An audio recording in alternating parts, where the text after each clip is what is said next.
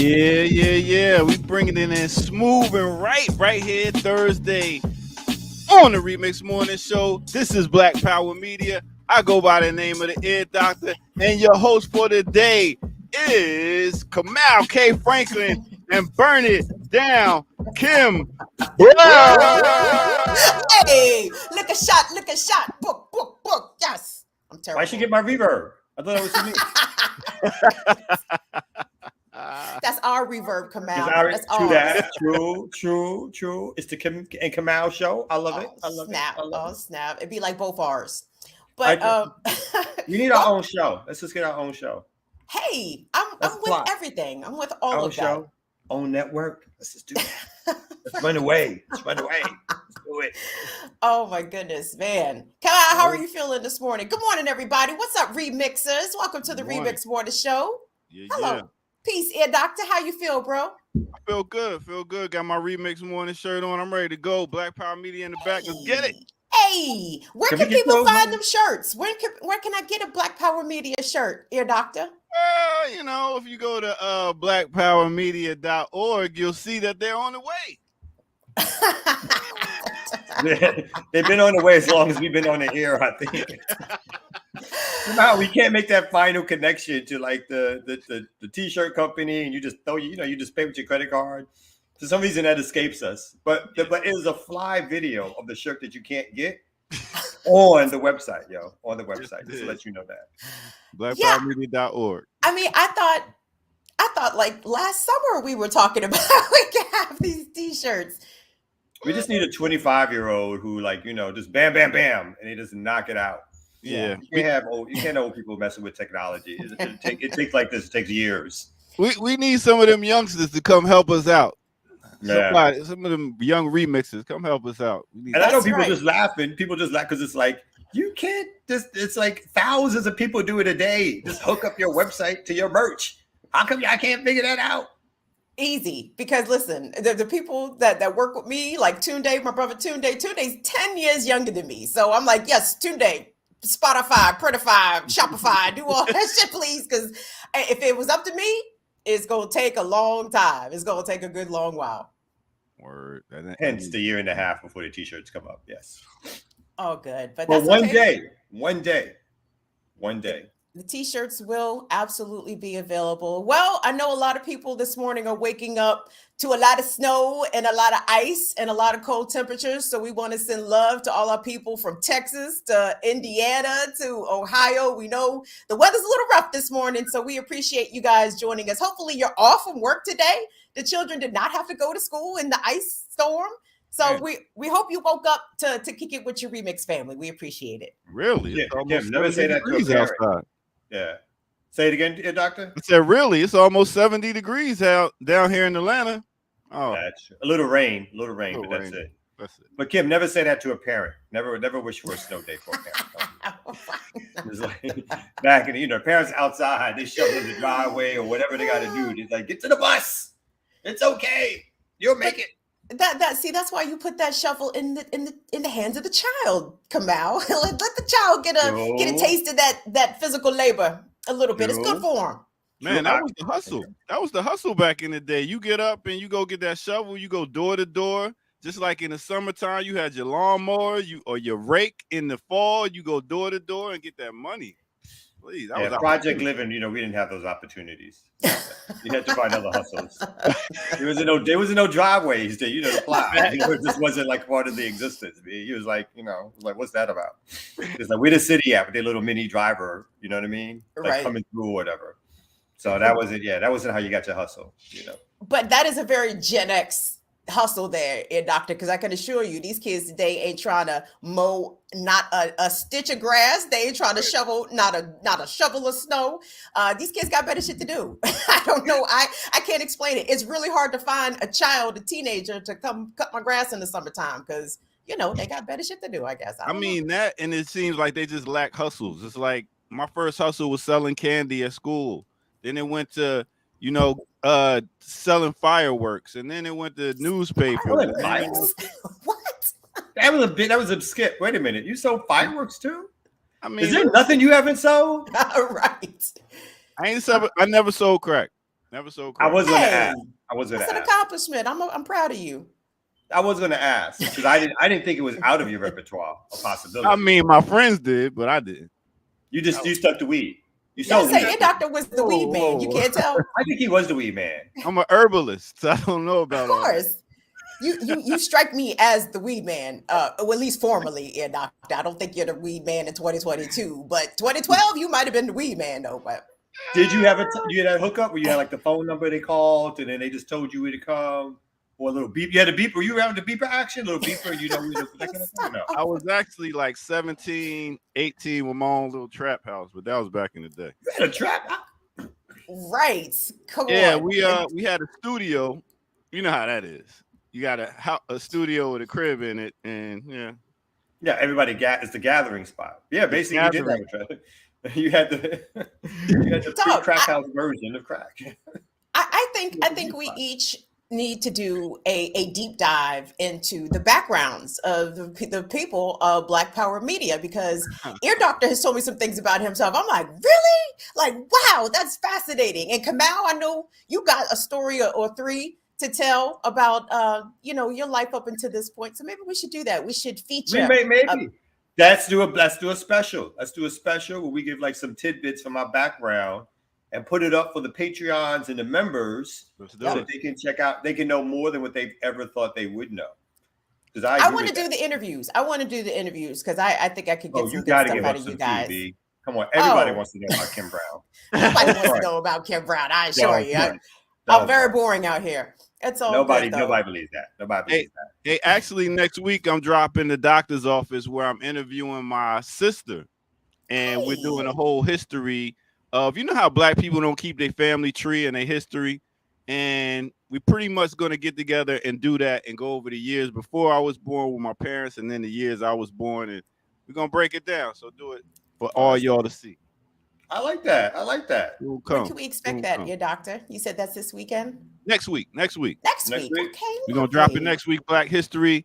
Ear Doctor History for Black History. I'm out. I'm with it. We are living Black history out here. So I think it is very important that's an oral tradition, right? We are literally communicating our oral history. So that is extremely important. Yeah, Ear Doctor, I'm with that.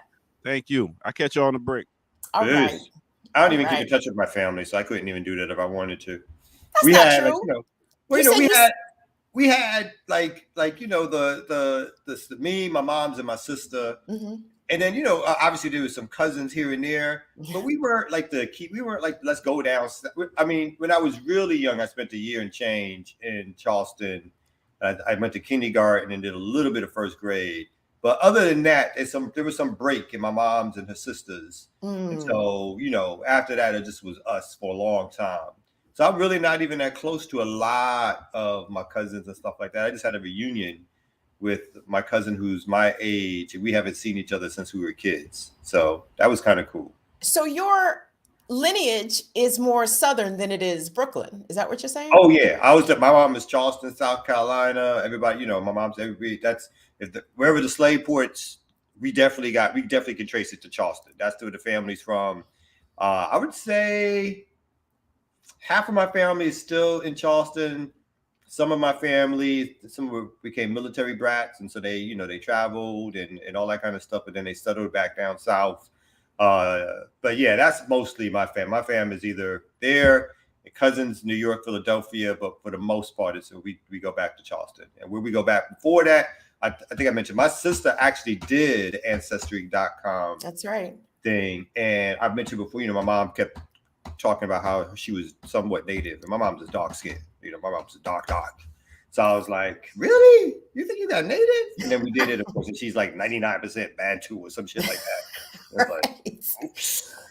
No, that's in a lot of Black people's family lore about Native ancestry. And it's really hard to trace, obviously, because of slave records and incomplete, Native roles that they took. And then there's also the part of indigenous tribes who owned slaves, who did not claim their Black tribe members, and the freedmen's still working on that right now. Shout out to the Choctaw and Chickasaw Nation, Cherokee Nation, the Black Seminoles who are trying to make sure that they get their proper recognition as members of these indigenous tribes. So yeah, I mean, that was our family lore too.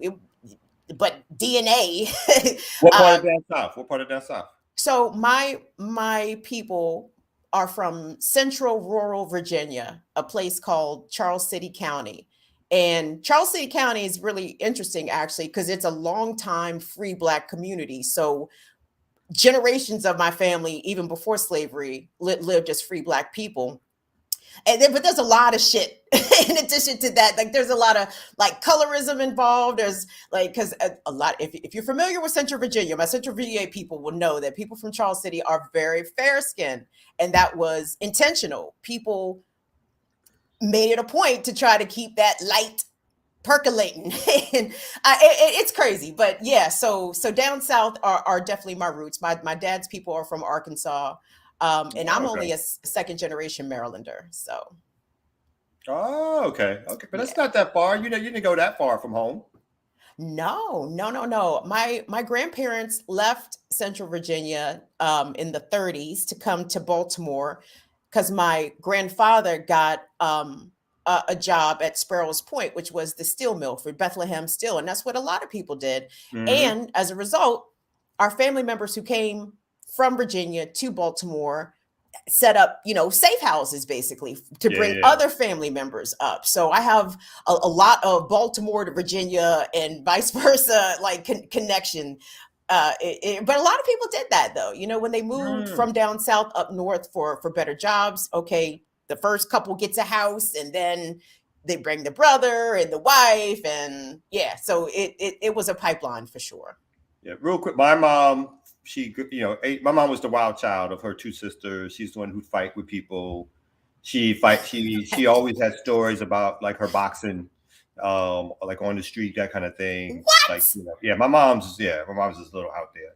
So she moved from Charleston to New York as soon as she turned like 18. She's like, fuck it, I'm out, kind of thing. Yeah.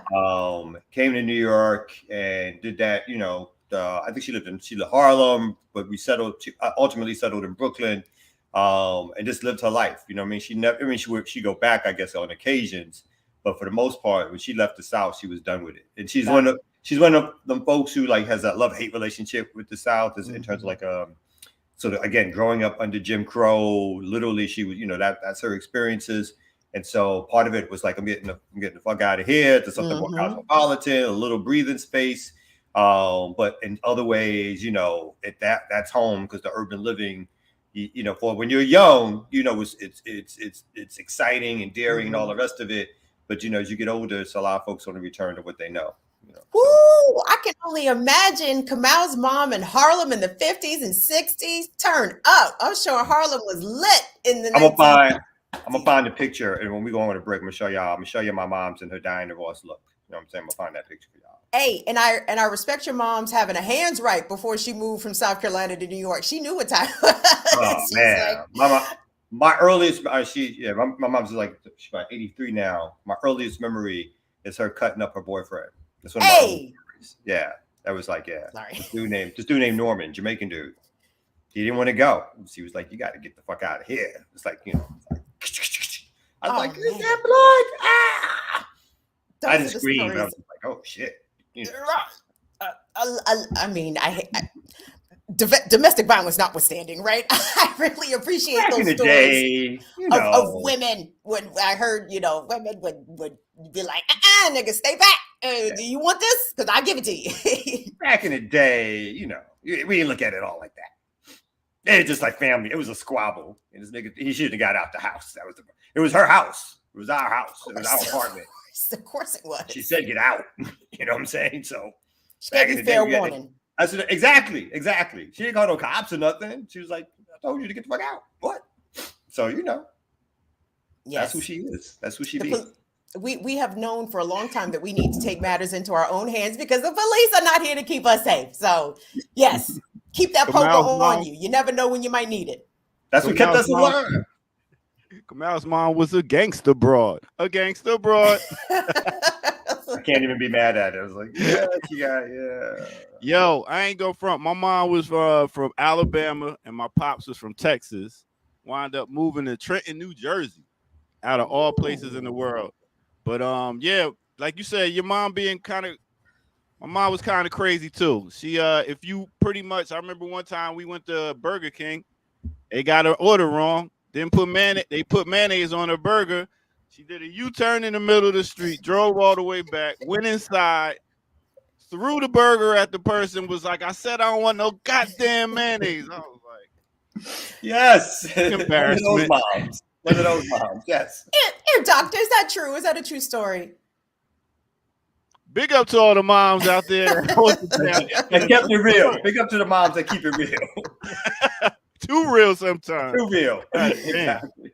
Yo, let me go to a break real quick. Artist spotlight, and we will come back and talk a little bit more. All right.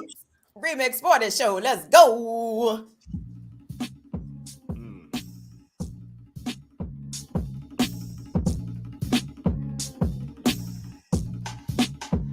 Yeah. What's good, everybody? Welcome out once again to the Remix Morning Show. I go by the name of the Ed Doctor, and y'all are live here on Black Power Media, representing. Big up to all my remixers out there. And yeah, we got to get these shirts out to y'all, man, for real.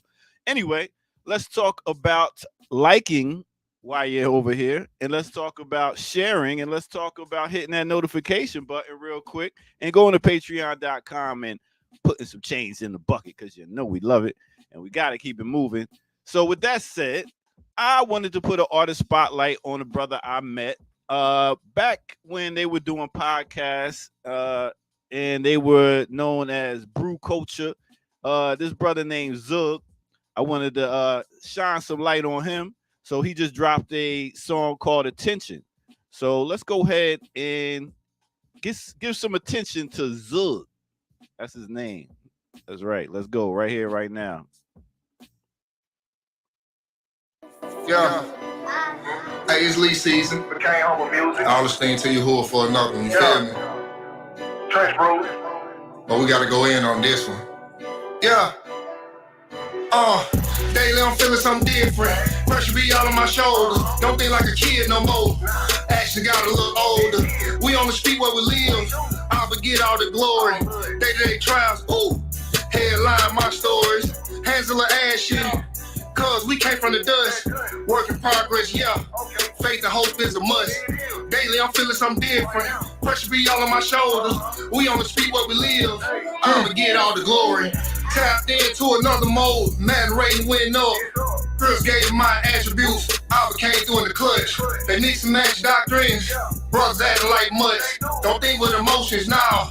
Put dad in the tub. Hate your brother, you a feminist. Say shalom, then it change quick. Shake my hand, need oven mitts. On fire, and I'm loving it. From the bottom, we rugging it. In the storm, I'm toughing it. Feet jumping like a mosh pit. Don't need money, I'm your hood rich. I'm only sharing my thoughts. Same life like my people. Had to stand like a man. So the wars, we people. Brothers be claiming the truth. But he used to be squealing. 30 days in jail. But he scammed for $1 million. Shell shocked in Babylon. But the kingdom on the way. Just because say your hood name. Bill watch him anyway. Lean on my brothers. Same father, different mothers. Etched out confusion. Clean my house in that car. Daily I'm feeling something different. Pressure be all on my shoulders. Don't be like a kid no more. Action got a little older. We on the street where we live. I forget all the glory. Day-to-day trials. Ooh. Headline my stories. Hands a little ass shit. Cause we came from the dust. Work in progress, yeah. Faith and hope is a must. Yeah, there you go. That's Zug. As you can see, not all Hebrew Israelites are the same. They are not all on the corners yelling at people. And that right there will show you that they are not, because he rips the microphone and does his thing. Good brother. Got to go to a DJ a couple of his events for his whole family, and it was beautiful. So check out My Zug. You can go and check him out at My Zug. What's that? Slash that lower, you know what that is. Anyway, that's it. So go check them out. Real dope. Now let's get back to the morning show. All right.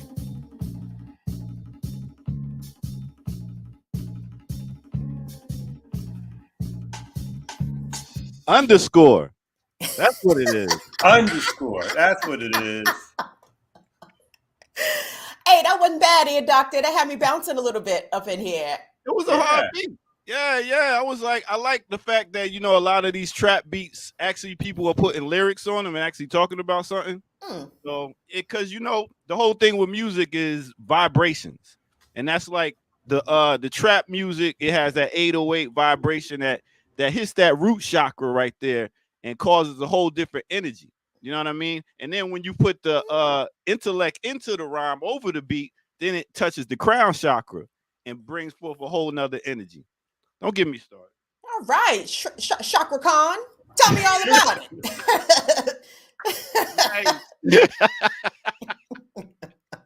Where's the chakra stuff from? What religion is that? What's that again? Isn't that Hindu? No, I mean the black street religion that he's quoting. He ain't quoting no Hindu shit. Oh no, I that's actually Black Israelite. Is that the Israelites? That's not the Israelites. Nah. about That's just studying different books. I ain't even know religion. That's just knowing My about bad. your chakras and understanding Who did vibration. I think that was? There's some other group that does that. There's a couple of groups. Anyway, yeah, my bad. I know he wasn't quoting no Hindu shit though. I can't. I'm out of here, man. I catch y'all next break. Thank you, Peace. Doctor. That was lovely. That was lovely. Until I screwed it up. It was lovely. Yeah. It's fine. Come on. You never screw anything up. I don't think that's possible. But I think it is time for us to what? Slap that map, hit the globe? Slap that map.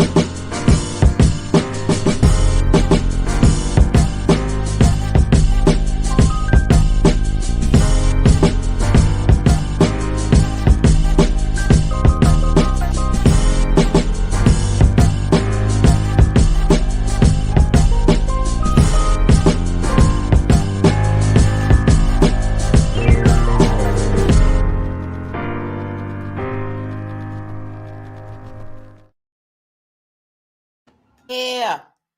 Welcome back to the RemiX Morning Show here on Black Power Media, everybody. It is the K and the K, Kamau and Kim here with you to bring you some news that you can hopefully use. Now, Kamau, I have a couple of stories here, and one of them is a football story, but the problem is I don't think you watch sports, do you? Why are you gonna play me like that, son? I don't, not anymore. I used to though, but I used to. All right. So then we'll go with the first story I have is a non-sports story. But do you have a story that you would like to? No. I actually want you to go with the sports story. Could you go with the sports? Do you? Because now I gotta get my game up. Now you try. Right. Now you don't play me. I'm sorry. I know all the teams. Well, that's a wonderful beginning there, Kamau, and I'm happy that you know all the teams.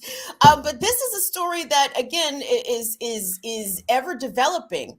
With the announcement this week, I just dropped it in the chat for you, Kamau. It's the ESPN. Okay, I got you. Linky there at your convenience. So I'm sure most of us have heard by now that former Miami Dolphins head coach Brian Flores has filed a lawsuit against the NFL alleging racial discrimination in hiring practices regarding Black head coaches.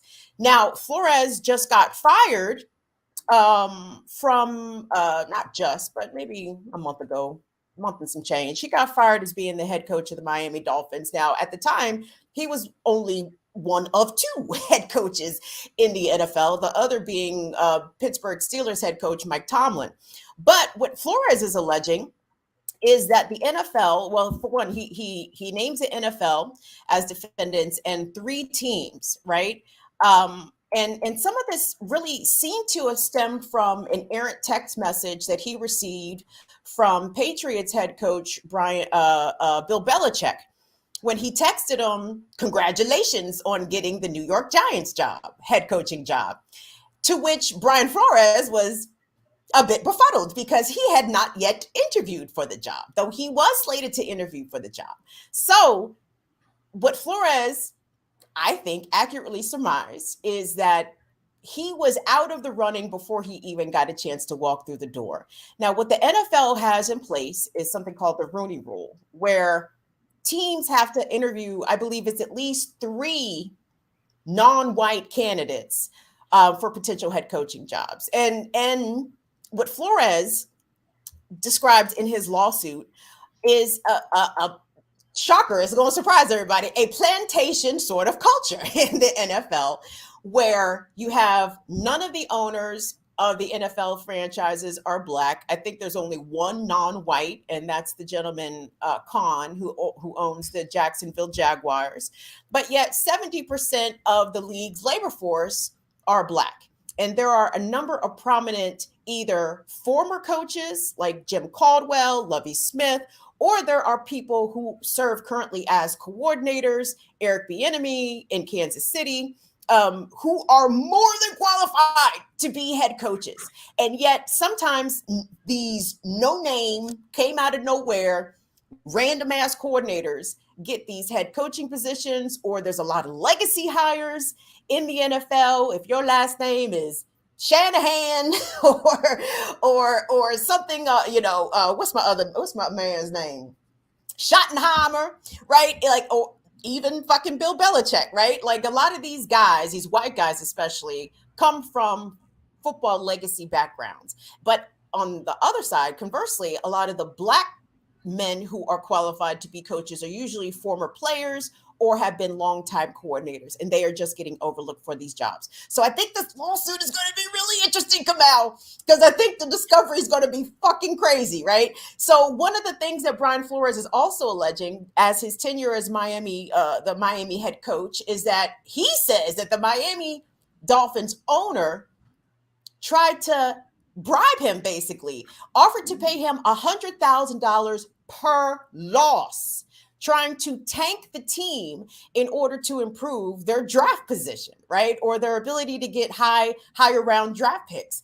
That's very bad because if we have now, of course, the owner has denied this, but another former Black coach by the name of Hugh Jackson has also come out and said that another NFL owner tried to make him a similar deal, basically trying to pay these Black coaches to lose, which, beyond unethical, right? I mean, we have this massive multi-billion-dollar industry around sports betting. So if owners are paying coaches to potentially lose in order to tank the team to improve their draft position, that calls into the integrity of the entire NFL, which, by the way, has shit integrity anyway.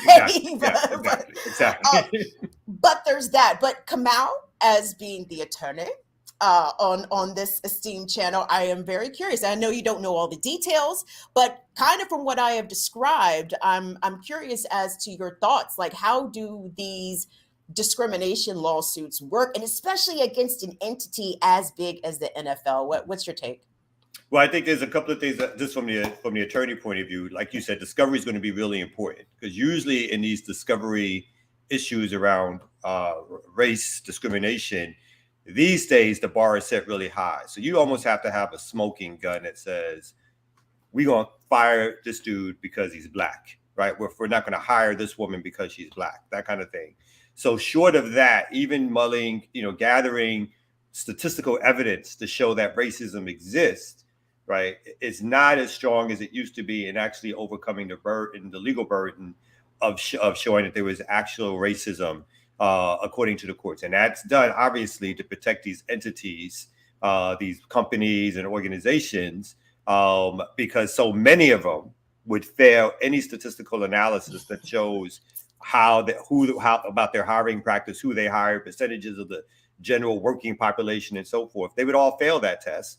And so they created another test that puts the burden almost on the plaintiff to show that there was some sort of actual racism, right? So that's part of what's going to happen. But from the public point of view, I concur. Once they start getting some of these text messages and some of these emails, some of this stuff is going to be really good, because the NFL is a good encapsulation of America, right? Yes, you have the white owners, you have the Black labor pool, right? And the Black labor pool can only go so high based on what the white owners and the white management thinks of them, right? Their intellectual capacity to do things. This is the same encapsulation of how we are treated here, because it's like you have these rich people who think they know shit when they don't know shit just because they're rich, and then they take that racism that they already have, and then that sort of like the idea again that they know things because they got money, which most of them inherited, but you know how people like they take something that's like you okay, so let's say you were good at making money, It doesn't mean you know about anything about other working knowledge of anything else in the world, but they take that and they argue and they use that bootstrap thing of like, oh, well, this thing, this person is good at that, they are good at that. And again, they put the things on us. So like, so black folks are good at what? We're good at running, we're good at the physical labor, the blocking, the tackling. But like the quarterback and the coach, we need some white thinkers for that. Like, football is so complicated that we need some white thinkers. And that's it. They hire their buddies, their pals, like you said, they're legacy folks who've been there with them for a long time. And the NFL has overtly had this problem, obviously, since its inception. I can't even say for decades. Since its fucking inception. That's right. It refuses to hire any substantial amount of black coaches, even black quarterbacks, anything that they think makes their team not be run by mostly white folks and white men is something that's taboo for them. Well, what I find really sad about this is that Brian Flores is basically torching his career. And I don't say that as in shame on Brian Flores. You're throwing your career away. No one's ever going to call you or even interview for another NFL job. I think Brian Flores is probably highly aware of that, right? Mm-hmm. He knew that this was going to be it for him as an NFL head coach once he filed this lawsuit, because if he wasn't blackballed before, he's absolutely about to get the Kaepernick treatment, whereas he is extremely qualified to do what he does. And because of the audacity of him pointing to the fact that there is racism in the NFL, there are hiring practices that discriminate against black coaches. I hate it, Kamau, that for black people to take a stand, sometimes we have to be the sacrificial lambs. You know what I mean? That angers me in such a way. You can't fight without consequences, And I was gonna, real quick too, stretching that other analogy around what the NFL represents in America. You mentioned Kaepernick, and what is Kaepernick? Kaepernick is the nigga that stood up, or in this case, sat down. But what's his treatment, right? You stand up to the powers that be, and you get thrown out. Any excuse in the world to not have you there, but it's collude. Right? He's infecting the other slaves. He's making them think different thoughts. We don't want him around, right? We don't want to deal with that. Let's just get him the fuck out of here, right? So whatever, and they're, in this day and age, they pay you off to do it, but basically they were forced to because Kaepernick filed a lawsuit, but the collusion was found. They settled.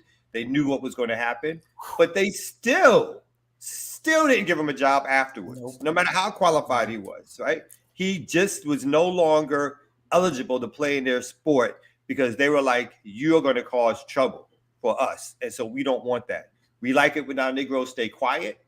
When they talk about football, when they want to do commercials for us and they want to be part of the game, and they can make a decent living doing that. Anything else that you do to box the boat, you're going to suffer some consequences. And you're right. You're going to suffer some consequences. But you got no choice. Yeah.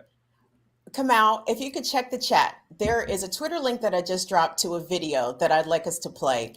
This has been circulating around social media for, it's making its recirculation, let me put it that way. And unfortunately, I can only give you some cursory details, is that this is an interview. I'm assuming this is ABC News with Ted Koppel interviewing at the time two people who were closely associated with the NFL. And gang, I apologize for not having the people names, but when Kamau was talking about, the intellect of the black quarterback, there's a reason that these white owners either resisted having black quarterbacks for a very, very long time, or the reasons why these NFL owners resist black leadership in the coaching position. But these people, they say this shit clear as day. And I think you guys would really appreciate hearing this. And if this is who I think it is, this is Al Campanis. Yes. He's talking about baseball, but it applies to football. They talk about football. Ted Koppel gets on his ass about football. Look, can I shout out Ted Koppel real quick? Because Ted Koppel about to get in this nigga's ass. But this is vintage racism come out. This shit is so. There's a lot of great black baseball men who would dearly love to be in managerial positions. And I guess what I'm really asking you is to, peel it away a little bit. Just tell me, why do you think it is? Is there still that much prejudice in baseball today? No, I don't believe it's prejudice. I truly believe that they may not have some of the necessities to be, let's say, a field manager or perhaps a general manager. You really believe that? Well, I don't say that they're all of them, but they certainly are short. How many quarterbacks do you have? How many pitchers do you have that are black?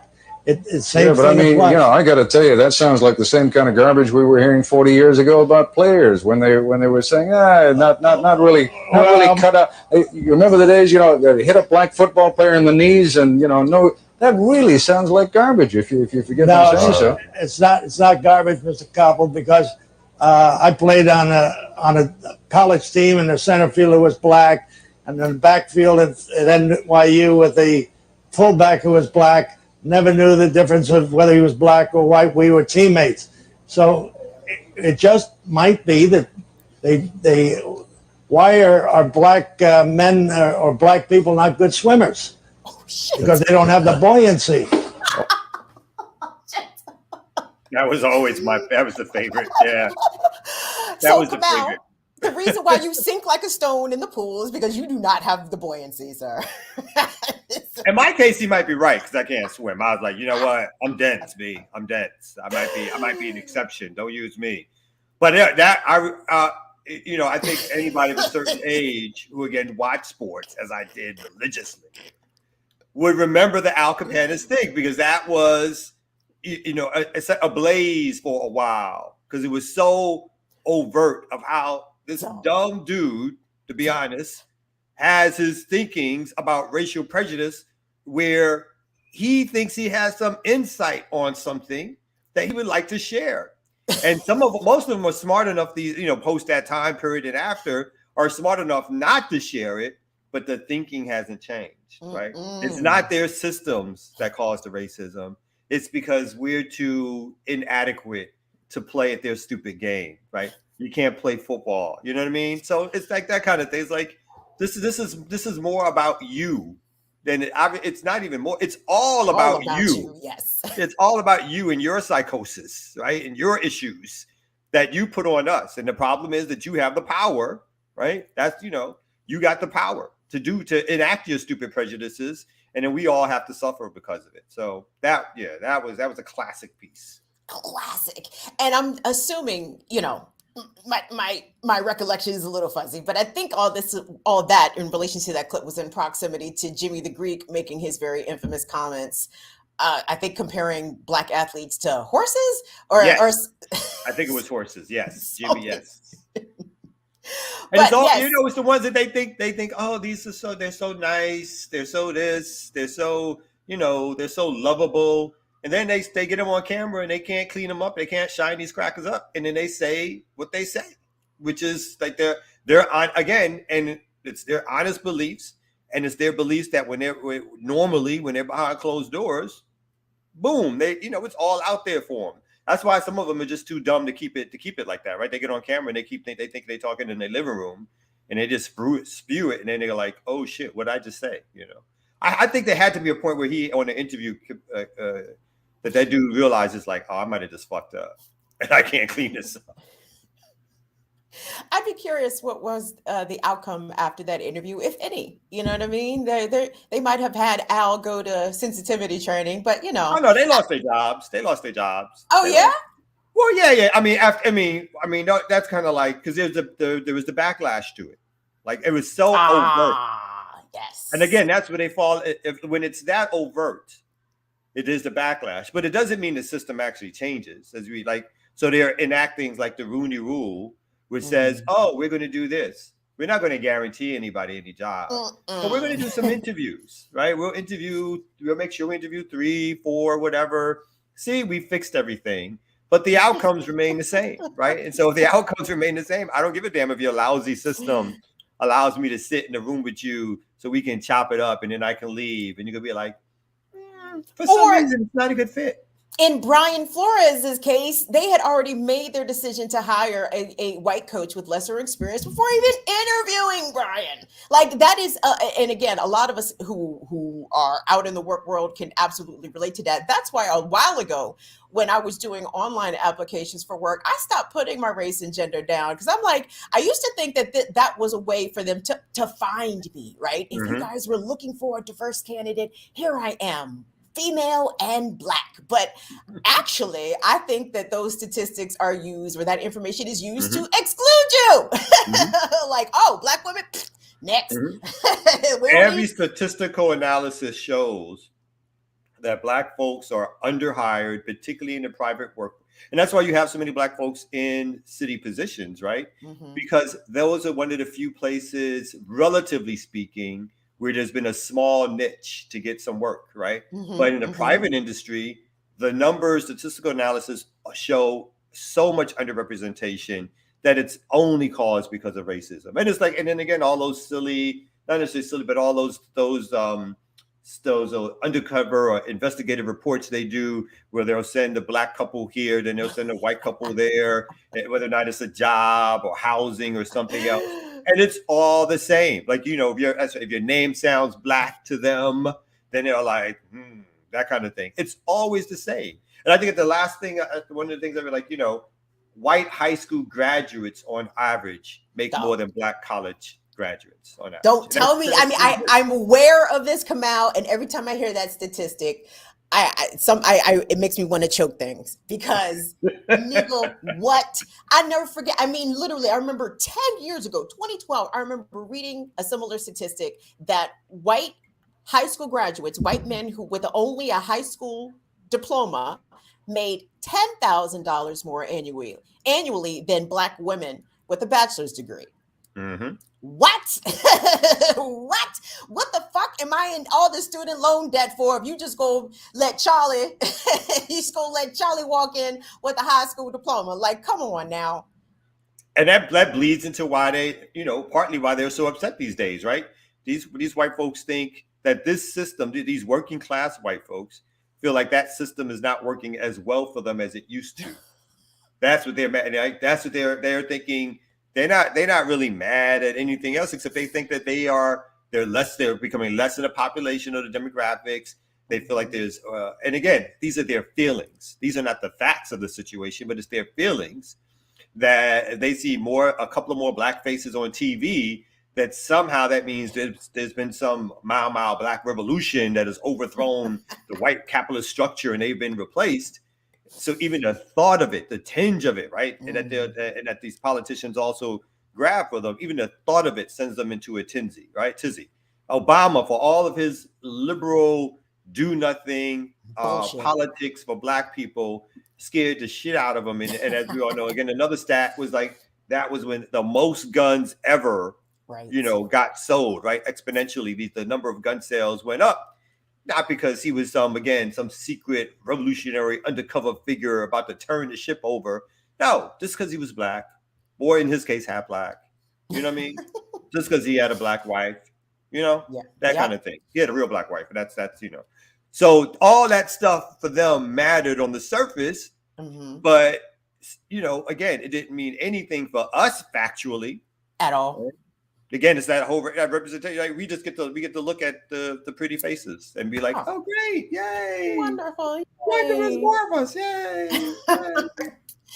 But I want to circle back really quick and put a pin in Brian Flores. Kamal, like I said, I think this man has ended his career, and I hate to even say it that way because it makes it sound as though I'm casting fault upon him. And let me be clear about this: I am not casting any fault upon him for taking a righteous stand, doing what he feels needs to be done for his profession and for people like him that want to pursue a NFL coaching track. You know what I mean? He wants to be given the same opportunities to fail like these white coaches. As much praise is heaped upon Bill Belichick. Bill Belichick was a fucking loser until he got to New England, and until really he got Brady back there in the slot. So I'm afraid that Brian Flores is not going to coach again, but I'm hoping that either one that he gets broke the fuck off by the NFL. They're gonna have to come out their pockets like they did for Kaepernick. So I'm glad that he's gonna potentially see some personal enrichment, but I'm not sure if his lawsuit is going to move the needle on more Black coaches getting actually hired. Fuck an interview, bitch. Give me a job. The only thing that's going to move the needle in the NFL is if the players themselves, along with whoever the percentage of Black coaches that there are, assistant coaches and the rest of it, strike, right? They have to actually strike. They have to actually threaten to do something. They have to threaten to start their own league. The power of the players are enormous, but they refuse, or they buy into, obviously, the idea that they are just workers. Workers as in they shouldn't have power, or their role is to do this and they need to stay in their lane. They buy into it, they're toward it, they gravitate towards it, and they love, like you said, they love the sport, right? Folks begin to play sports at early ages and then find out they're good at them, but they do it, because it's a recreation, or it's fun, or they think it's going to make them a big person in terms of on campus or around the way. But, it's not starting off necessarily as an NFL or basketball, whatever dream. But slowly, when folks get good at it and they get into that system, right? They get treated a certain way. And so they enjoy getting treated a certain way. But then they have to fit into these slots. Well, if you do this, or you talk about this, or you train for this, and they don't care if you read any fucking books. In fact, it's almost, I was like, they don't want you to read no books. That's why they give you the scholarship to get to college. And then they pass you through school. They don't care if you read no books. They just want you to play and shut up and enjoy yourself. Just don't get in no trouble. Just enjoy yourself. Keep all that street shit out and enjoy yourself, right? And just do what we need you to do until your knee gets all fucked up. And then, bye. Or even worse, CTE, was it chronic traumatic encephalopathy? Or I hope I'm saying it.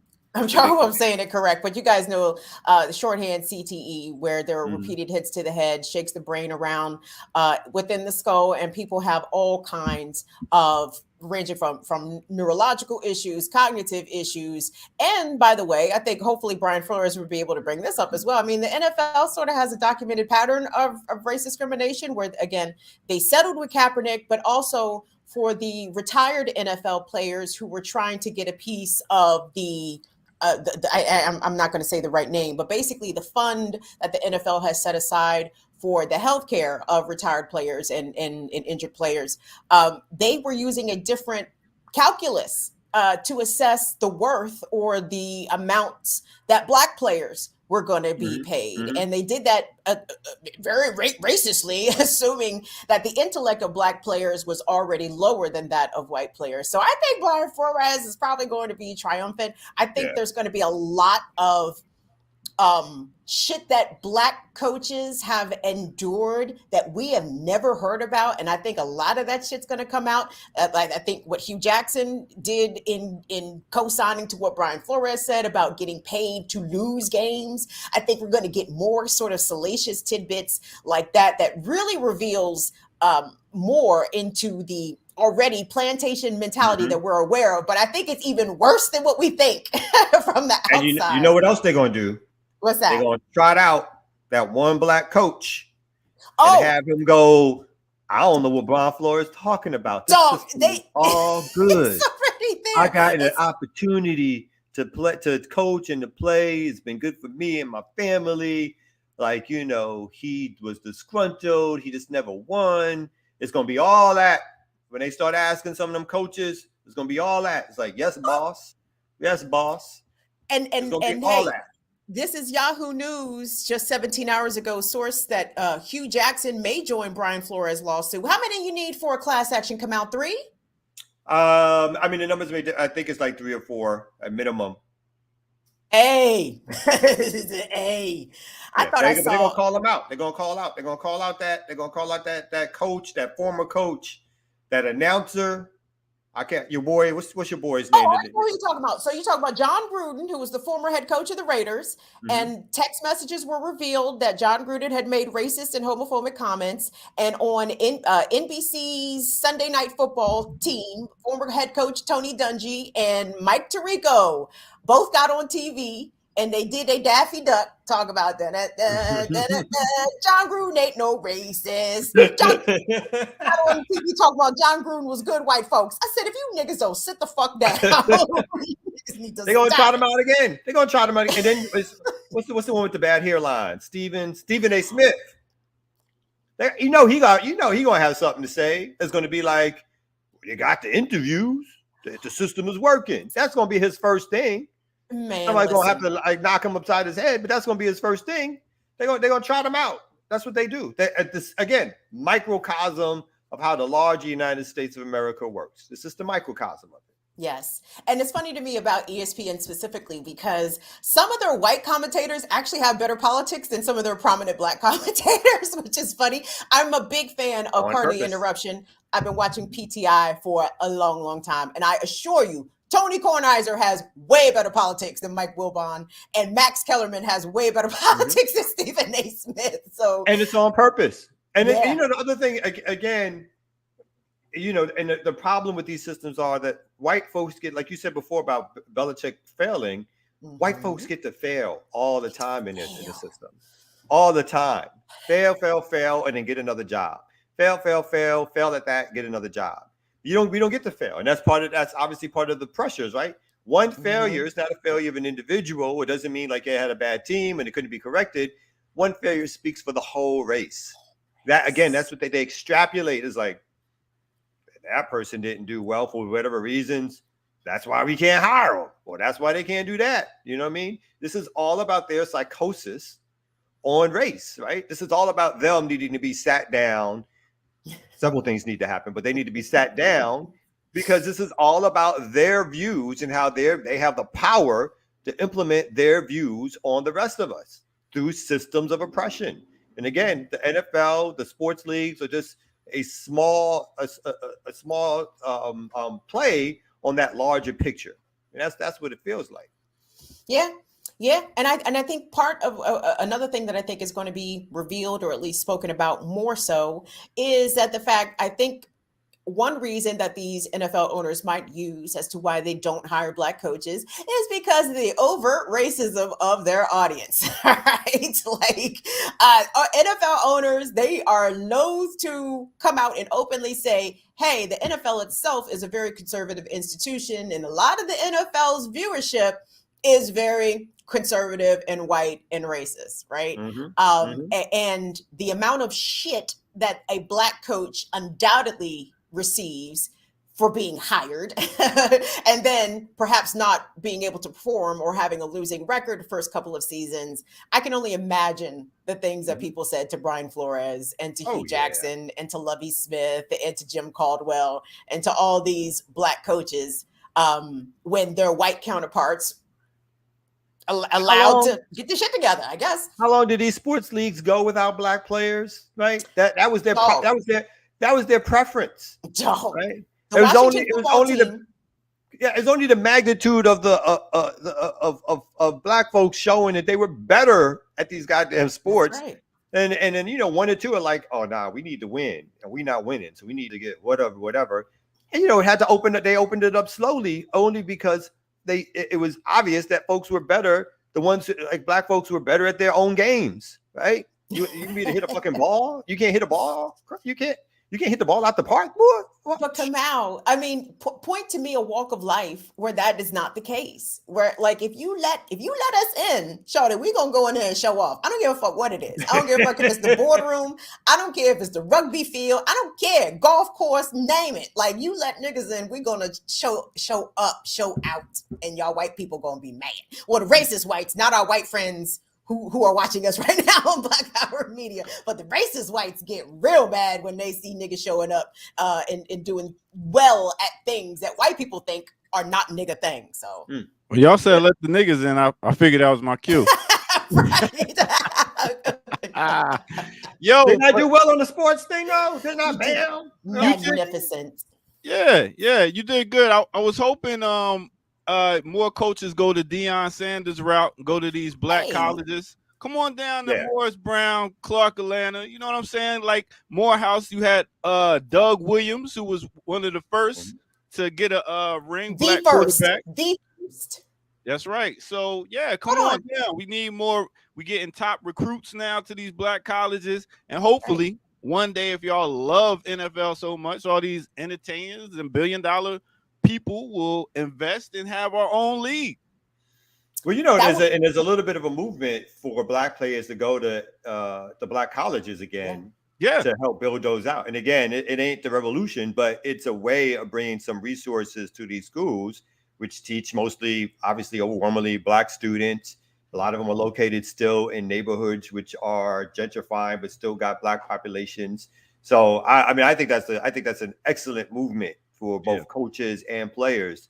And that TV money will come to these black schools, and you know, hopefully there could be a little bit more pressure on it. Yes, Deion went to Jackson State and not only one that, of the top recruits. The name, image, and likeness, I think, will help a lot of these top recruits go to black colleges, because you know, if the school itself lacks resources, but the student athletes are standouts, then they can, you know, get some side bread and still manage to remain at the smaller school and bring some more notoriety to that. But hold on, Ear Doctor, did you say Morris Brown? Does Morris Brown have a football team?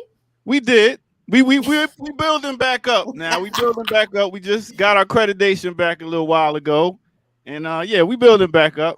That's good. That's good. You know, you're on the right track. Anyway, I think Brian is pretty much realizing this ain't about him. This is for the future coaches. That's right. And giving them an opportunity. And speaking of people that that speak up for us, I wanted to talk about a black, as you see in the back, we got our black heroes and sheroes in the back. I wanted to talk about one person that spoke for us this whole race.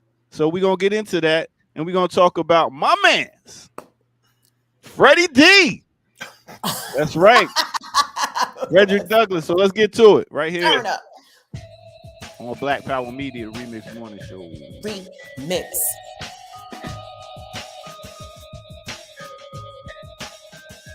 Yeah. What's good, everybody? Welcome out once again. This is the Remix Morning Show. I go by the name of the Ear Doctor, and at this time, I wanted to shed some light, actually, especially talking about with the whole coaching situation and how one person will speak for a whole race and not understanding that we have a lot of intellect, and we know what we're talking about. So it's times when even me as DJ, and I will go to a super Caucasian place and they'll look at me like I'm crazy.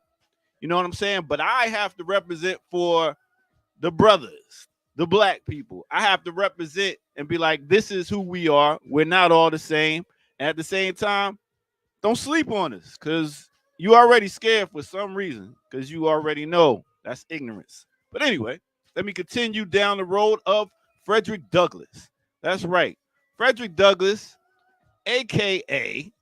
known as Frederick Augustus Washington Bailey, born February 1818, made his transition February 20th, 1895, made it to 77 years old, passed from a heart attack. He was a social reformer, abolitionist, orator, writer, statesman. He was even like a preacher. I mean, he's done it all. He escaped slavery in Maryland, became a national leader of the abolition movement in Massachusetts and New York. He became famous for his speaking and his anti-slavery writings. I mean, truthfully, he would be one of the dopest MCs back in the day. Because to me, I always look at these authors and these speakers as MCs because they masters the ceremony. And he was pretty much described by abolitionists time for living counter example with slave holders' arguments that slaves lack the intellectual capacity to function as American citizens. Like, really? So notice at the time found it hard to believe that, but he represented. Not only that, he was also fighting for women's rights. He was down fighting for women's rights, women's suffrage. He held several public offices. Don't even think that he would, what was it? Kamala is the first vice president. He was nominated first African American vice president of the United States, running mate with who was her name? Victoria Woodhull, and on the Equal Rights Pay Party ticket. So he's been doing it for a minute and really representing. He came from very humble backgrounds. He was married to Anna Murray Douglas for 44 years.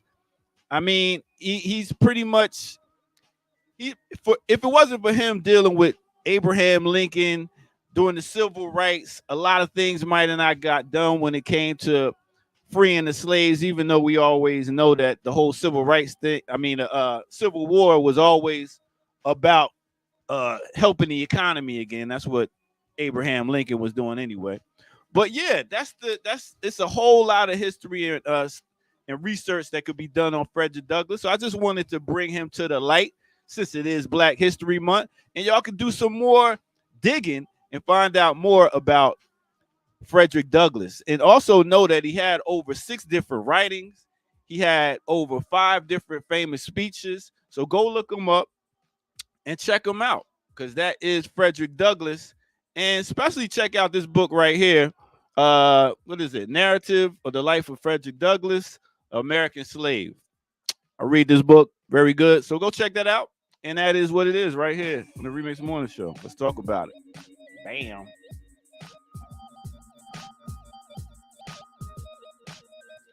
All right. A couple things. So, of course, I can appreciate Fred Douglass getting to mention Black History Month. Shout out to Maryland. Maryland put out a lot of real niggas out here. Fred Douglass was one of them. My only real issue with Frederick Douglass, despite his masterful intellect and, how well he was able to articulate the suffering of our people, Fred Douglass is probably the original nigga about, and when he get on, he leave your ass for a white girl. Because his first black wife, who helped him get free, he left her ass for his second wife, who was a white woman. Now, make of that what you will. 44 years. Well, come on, ear doctor. How many people we know that are still married that ain't lived together in 30 years, right? But they still married. They not divorced. I think it was a similar situation in that. Fred moved on from his black wife. And that's one thing about Fred Douglass I ain't never gonna forget. Yeah, just so people ain't confused. His wife ain't that one in the corner with the natural. with the Fred Douglass hairstyle. His wife is that one over there. Yo, she's the Pitts. What's her name? Her name is Helen Pitts Douglas. Y'all are hilarious. Yeah. No, we did some good things. Great. Definitely.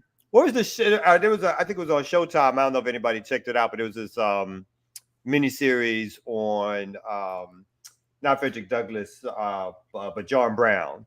But part of it had some interactions between him and Fred Douglass, and just the portrayal of Fred Douglass was hilarious because, obviously they left some of the gravitas, but then they put in a lot. It was the way they did the series was like some silliness too, just about the ego and how he was like the most photographed person during that time period. And again, sort of the sort of maybe the original clout chaser in some ways. But obviously has real work that Fred Douglass accomplished. I'm not taking none of that away from Brother Fred. You know what I mean? Yeah. And I might not be a big fan of the Bible, but the Bible helped a lot of people learn how to read. I mean, because him being like a preacher, he actually gave him like, okay, you can have this book and go talk to the slaves. So he used that to teach the slaves how to read and, give them stories and start understanding how to read and be able to be literate. So big up to Freddie D. I'm not mad at the Bible when they use it the way Nat Turner used it. Hey. Facts. On that note, I'm out. I'll catch you all next time. Deuces, yeah, doctor. Deuces. So what's good with you, Kamal? Because I got another story, but do you have a story, sir? I can do a story. This is. I think we've talked about the issue before a few times But again, there's this new article that I don't think we've talked about here. Is it not letting me share because it's what's going on? You having a Kim Brown moment, I see. My whole thing is like fate. Can you? It's like not responding. Oh, well, that's not good. That's no bueno. You should know. Yeah. That's when my stuff cleans up, and it's not even cleaning up.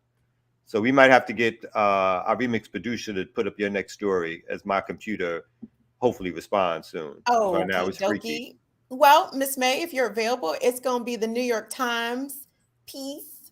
I wanted I want us to really have a serious conversation about this because this story, I think, impacts us directly in a variety of ways. So if you guys have not heard, arrests were made in New York City this week of four people who have been charged with allegedly selling the fentanyl-laced heroin that killed actor Michael K. Williams. And of course, the New York Times just gave me a big goofy pop-up ad right in my joint. I want to get everybody's take on this because there's a couple things. Obviously, drug overdoses are basically a silent but not silent epidemic in our community, right? Like as much attention has been paid to white America dealing with the opioid crisis. The opioid crisis has affected Black people too, and we have been losing people to overdose at significant rates. And to lose a star, Jesus. Not even Michael K. Williams was a phenomenal actor, so good, even beyond Omar. Like, I know he gets a lot of praise for Omar from The Wire, but bruv could act all the way around. Okay.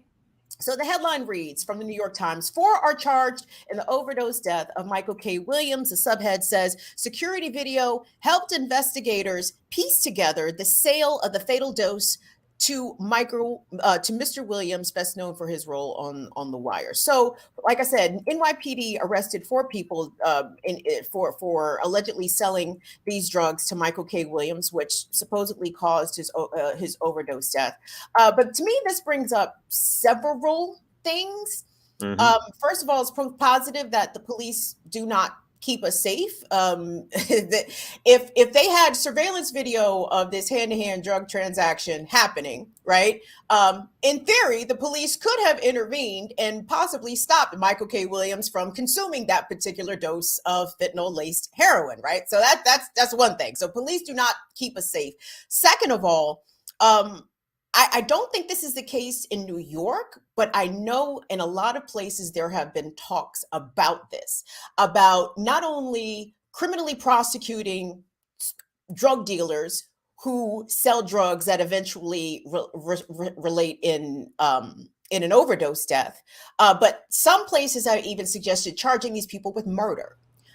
Something that I vehemently disagree with. I don't think that drug dealers should be charged with murder. If consuming drugs and possessing drugs is illegal, all right. I mean, that we don't like that, but it is what it is. But don't charge people with murder, though. That bothers me because, to me, murder beguiles intent. Kamau, help me out legally here, because we know how drugs work. At least I know how the 20th century drug trade used to work. I don't know about the 21st century, but my assumption is, let's say some heroin is coming from South America, right? By the time that shit got to New York, that shit got cut lots of times, right?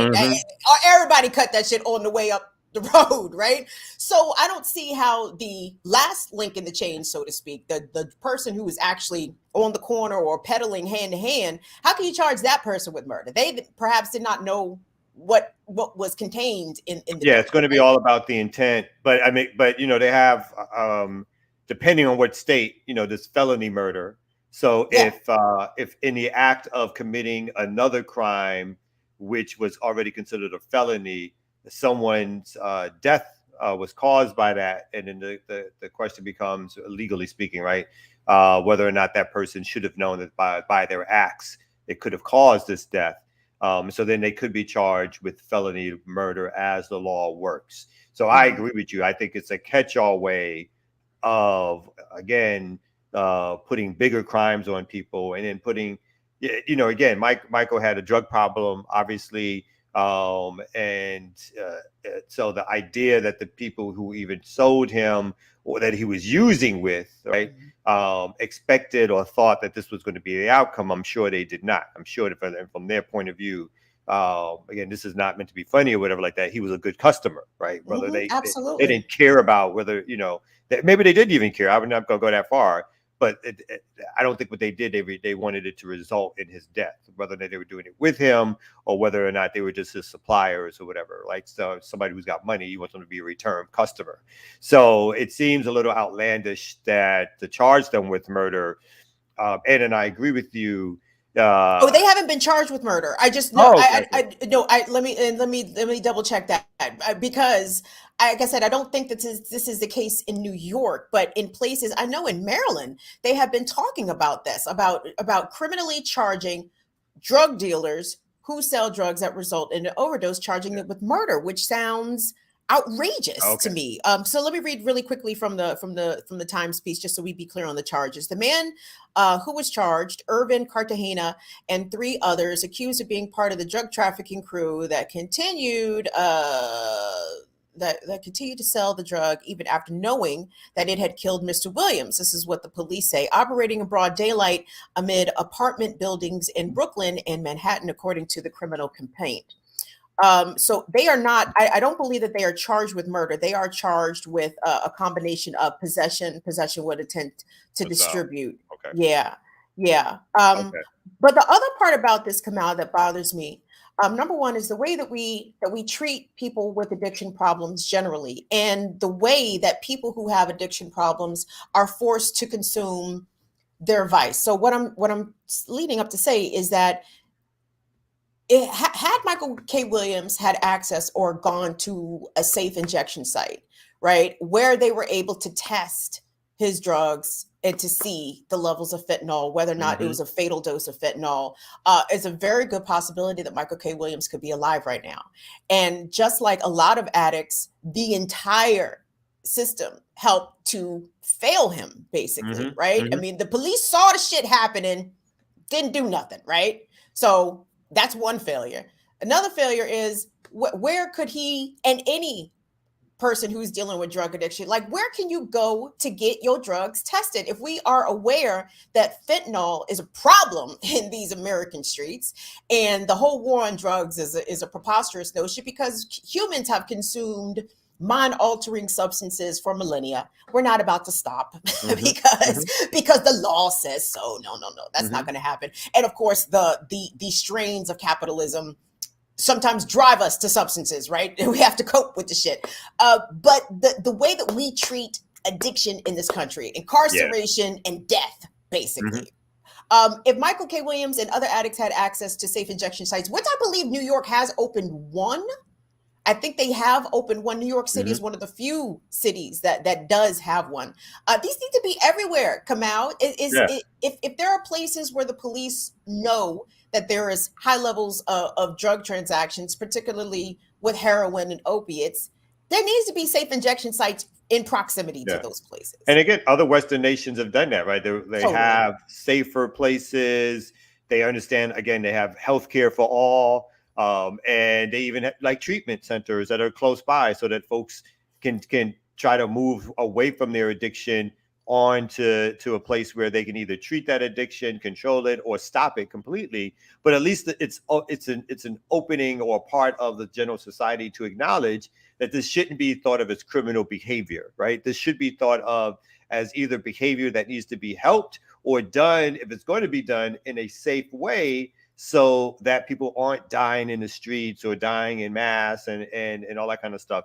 And it's, obviously funny, but not funny. It goes back to the conversation we almost had with the ear doctor, which was around the Bible, right? So it's the moralistic nature, again, that other part of goads, guns, and God, right, of which this country is founded on, is that the moralistic nature of the country says that we can't admit the thing that you said before, which is that people we can't publicly admit it, particularly for the lower classes, and provide ways in which people have to deal with their circumstances vis-a-vis capitalism, and they need to medicate, right? We had a country that banned alcohol, that's continually banned other drugs. And then lastly, you are so correct, but when the addiction seems to hit white communities, right?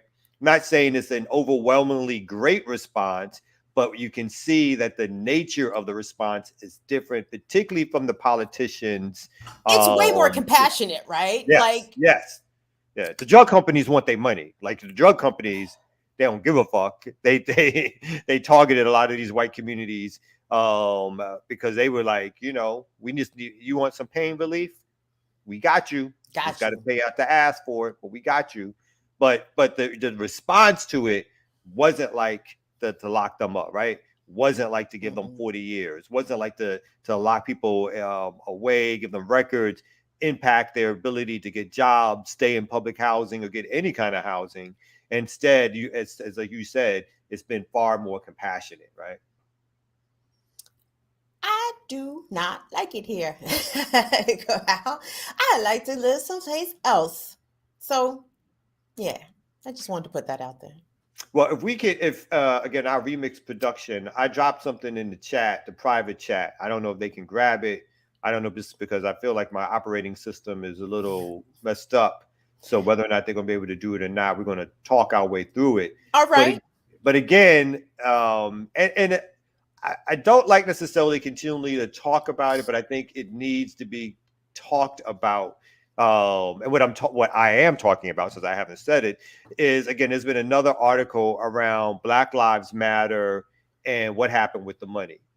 And we talked a little bit earlier in the week about DeRay McKesson, because I think the same newspaper or the same magazine put out a story about their I guess it was called Project Zero, and what happened with their money. But this new article is, I think it's Campaign Zero. I think it's Campaign Zero. You're exactly right. Campaign Zero. You're exactly right. Has put out a new article about the money and the relationship of Black Lives Matter and the different Black Lives Matter institutions and the resources. And there are some things I think the writer didn't do correct. I think there's some things that the writer was a little off on in terms of their background. I'm not affiliated with Black Lives Matter, but I do, like all of us who do organizing work, may know people. In fact, I definitely know people who have been deeply involved in it, and some people who are mentioned in the story. But it breaks down to the murky way in which the finances were handled, the murky way in which it was almost like they were running a conglomerate, like with sub corporations and stuff like that, several different names, different consulting groups, how the money was distributed. One of the most striking parts of it for me was reading about, like, they collected, for the Reform LA Jails, which was an initiative for reform. They created an organization, and they collected more than $1.4 million in contributions. And they say more than half of that was paid out to just 4 recipients, right? One of which was a consultant who got $211,000. Another, hold on.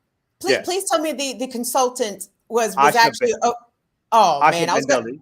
I was going to say, tell me it was a formerly incarcerated person that they designated a consultant, and they gave them $200,000 to jumpstart their lives. No. And I was Asha, who I've known for decades, worked with in New York, done organizing work. I think it's sincere. But I also don't think that I don't think she deserves $211,000 as a consulting gig. So let me just be clear there. $205,000 went to Colors, a company that Patrice Colors operates with her spouse, Jana and Patrice Consulting. $86,000 was paid to Trap Pills LLC, an entertainment and clothing company who's owned by who? Damon Turner, the father of Patrice Colors' child. So it's that kind of, when you hear those kind of details, it is that kind of thing that gets your head spinning around. Again, you don't want to harp on these 3 particular women, but you got to point out that folks are basically duplicating the same thing that people of our age and younger would constantly talk about when Jesse Jackson did it and when Al Sharpton did it, right? When they did it, we talked about them stealing from the movement, capitalizing off the movement, making, their Pepsi with Jesse Jackson's Pepsi deals, Al Sharpton with directly making money off the families of people who were victims of police brutality and building a career off of it. We talked ad nauseum about how we thought that was not only a disgrace, but anti-revolutionary, right? That was reactionary stuff. And then for now, a new generation, again, whether they purposely did it, whether they sort of fell into it and they didn't understand everything that was happening around them, whether they got caught up in it, but they definitely are doing it. And then some of the same people that I know personally are now down with it, or now using the counter thing is that, and this reporter actually says this when you ask about it, it's immediately thought of, the pushback is that you're being sexist, right? Or you're being anti-LGBTQ just by asking the question. He has this weird comeback that he lays out. He says, he's a black male and raised by a single black mom, and he's had a gun pointed at him by police. I was like, well, you don't have to go all the way there. No one, you could just say you're a reporter and you have a right to ask the question, because if somebody's taking money and the claim is that they're doing work for black people, then black people should have an opportunity to ask and demand. Yes. Well, then what's happening with those resources? What is and again, they did not have a 501c3 themselves, but they had fiscal sponsors who, again, because they were fiscal sponsors, they were never directly reporting how much money was brought in under the name of the BLM type of organizations. And so only until last year, I think was the first sort of public exposure that at least one of the BLM organizations, I think is BLM Global, took in that 1 year now, $90 million. Yeah. So that's the kind of thing, again, it hurts our movement. It hurts the credibility of the movement. I'm not saying that these people, again, did it purposefully, that maybe they fell into it. Maybe they didn't understand. Maybe they thought, and I think sometimes people feel like they have this master strategy that others don't get to talk about or direct or have influence over. But from the outside looking in, again, your master strategy seems very familiar to the strategy for decades, which has been to rely not only exclusively, but maybe just almost all of your time on electoral policy apparatus as your decision making or as your mode of operation for fixing the problems of black people. And lastly, I say, it's $90 million later, hundreds of $1 million later, right? We don't have a center to look at, community centers to look at. We don't have modes of organizational apparatus to look at. We don't have examples or models of community development to look at. We don't have anything of that to look at after these several, like now 5, 6, 7 years since Trayvon Martin has passed, and then when Mike Brown passed.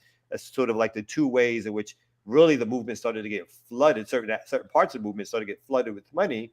We don't have anything really, even policy changes. That's right. Anything, the central thing that they all said they were doing to look at to show what was the outcome of this, right? So we need to do an autopsy of Black Lives Matter. We need to go deep into it. We need to understand what happened, how to pull people, again, not to demonize people, but how to look at political. Some of these people actually claim they had, and some of these people I know have strong political ideology. So it's not strictly political education. It's about aspirations taking over from your political education. And at the same time, you have a system which is feeding you this money and feeding you these ideas of fame, of resources that you've never dreamed of or imagined.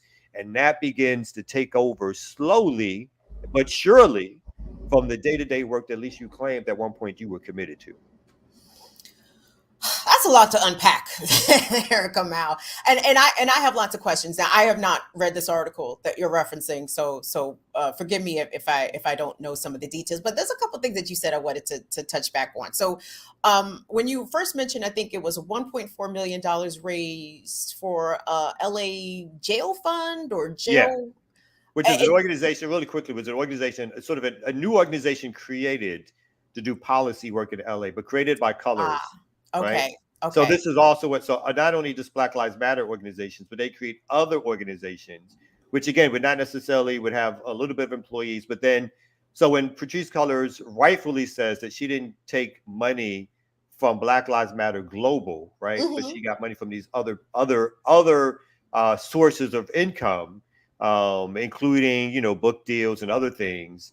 Part of those sources in consulting, part of those sources of income is that you are now put in a position to create these organizations through the work, through sort of being on Front Street around creating the hashtag and then the organization, which allow these other income streams to come in the first place. It wasn't like somebody just gave you these income streams. They gave them to you based on who you were supposed to have been or represented movement-wise post the killing again of Trayvon Martin and Mike Brown.